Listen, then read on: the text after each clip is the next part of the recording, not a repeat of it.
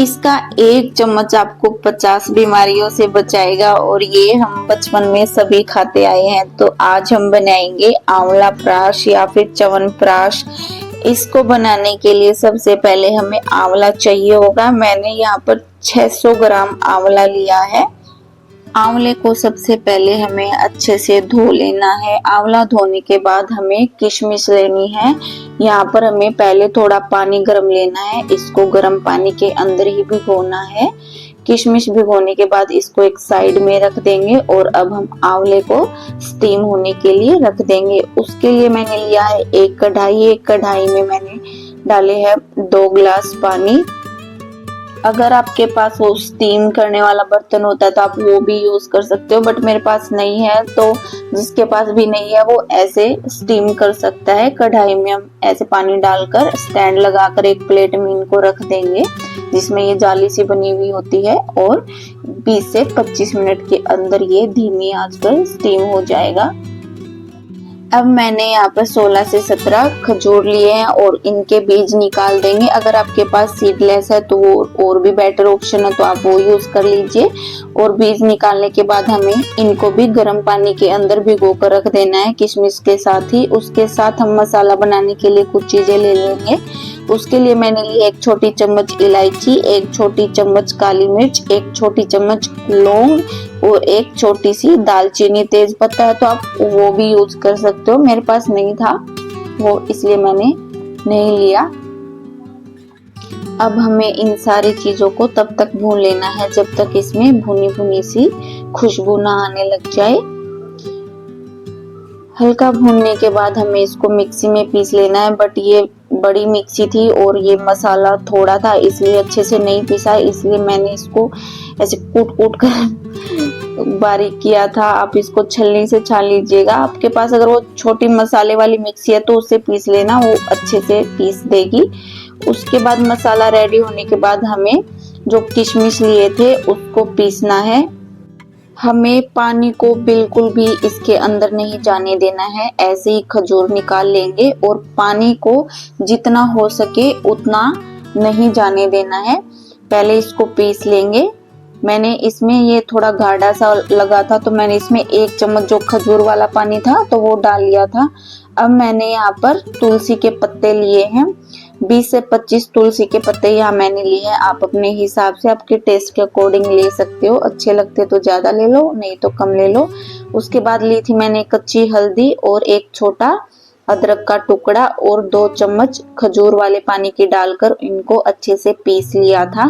बारीक पीसने के बाद हम इसको एक अलग बर्तन में निकाल कर रख देंगे।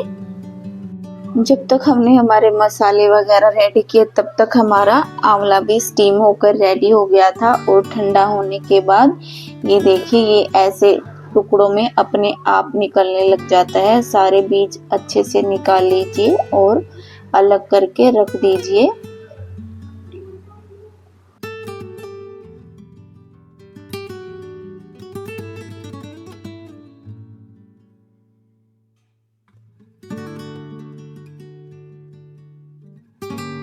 जब सारे आंवले से बीज निकाल दिए जाएं तब हम उसको मिक्सी में पीस लेंगे।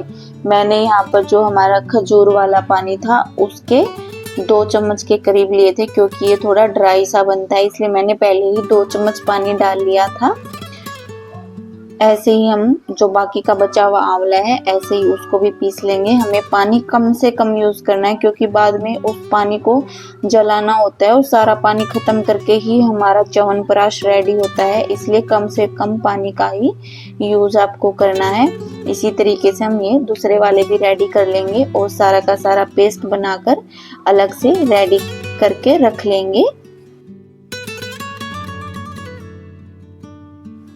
पेस्ट बनाने के बाद हम लेंगे एक कढ़ाई। कढ़ाई में हमें 3 चम्मच देसी घी लेना है। मैंने गाय का घी लिया है, आपके पास जो भी अवेलेबल है वो आप ले लीजिए।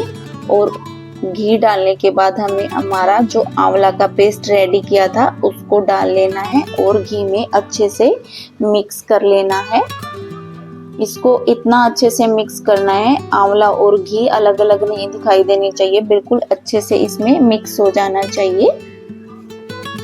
जब हमारा आंवला अच्छे से घी में मिक्स हो जाए उसके बाद हमें जैगरी लेना है। मैंने 400 ग्राम जैगरी लिया है। एक्चुअली मेरे पास कम था जैगरी, तो मैंने साथ में जैगरी पाउडर उसके मिक्स कर लिया था।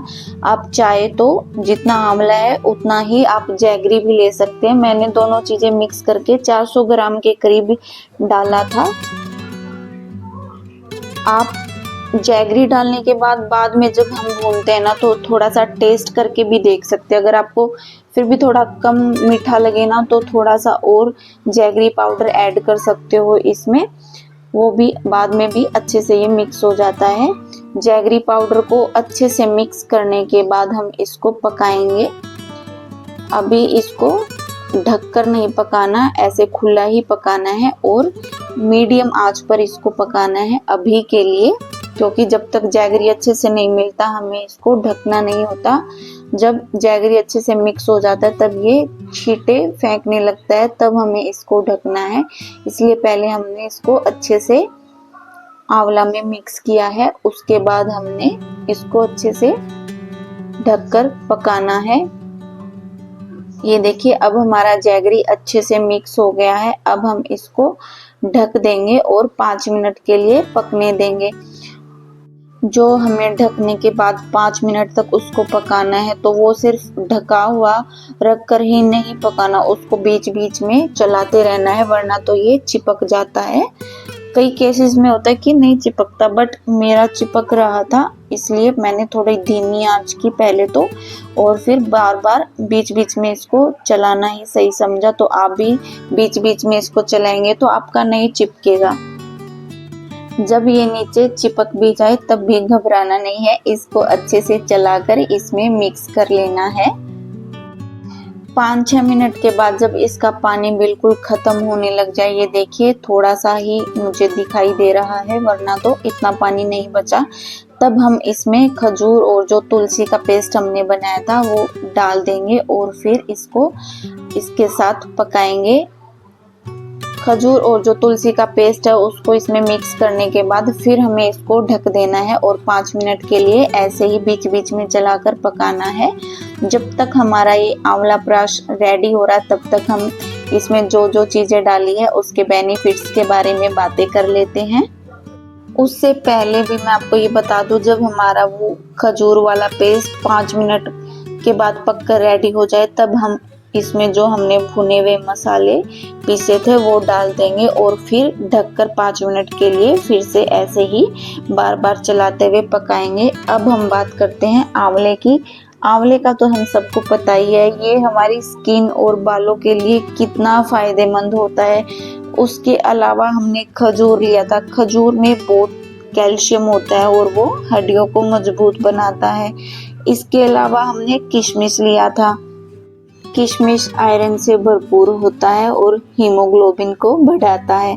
काली मिर्च, दालचीनी, इलायची और लौंग ये इम्यूनिटी को बढ़ाते हैं, सर्दी खांसी से राहत दिलाते हैं। इसीलिए तो हम सभी सर्दियों में जब हमें जुकाम हो जाता है तो हम इलायची, लौंग, काली मिर्च की चाय या काढ़ा बनाकर पीते हैं। इसके अलावा हमने क्या लिया था, कच्ची हल्दी और अदरक। हल्दी में एंटी इन्फ्लेमेटरी गुण होते हैं जो सूजन और दर्द से राहत दिलाते हैं, जैसे कि गठिया होता है उसमें ये बहुत फायदेमंद होता है।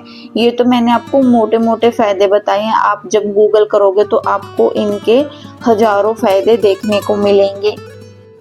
मसाला डालने के बाद जब 5 मिनट हो जाए तब हम इसको ढकेंगे नहीं, इसको खुला ही पकाएंगे और 10 मिनट तक इसको पकाएंगे। तो आप टोटल टाइम का हिसाब लगा लेना, मैंने आपको एग्जैक्ट टाइम बताया, जो जो मुझे लगा था सेम वही टाइम। उसके बाद ठंडा होने के बाद ये थोड़ा और टाइट हो जाता है, तो आप इसकी कंसिस्टेंसी उसी हिसाब से रखिएगा। ठंडा होने के बाद हम इसको एक साफ सुथरे कांच के बर्तन में रखेंगे, जो बिल्कुल भी गीला नहीं होना चाहिए और अच्छे से धुला हुआ होना चाहिए। उसी में हमें इसको स्टोर करके रखना है। जितना हम इसको पकाएंगे उतनी इसकी लाइफ बढ़ जाएगी, मतलब उतना जल्दी ये खराब नहीं होगा। वैसे तो ये जल्दी खत्म हो जाता है, ये इतना टेस्टी बनकर रेडी होता है। आप भी इसको जरूर ट्राई करना और मुझे कमेंट करके बताना कि आपने च्यवनप्राश बनाया या नहीं।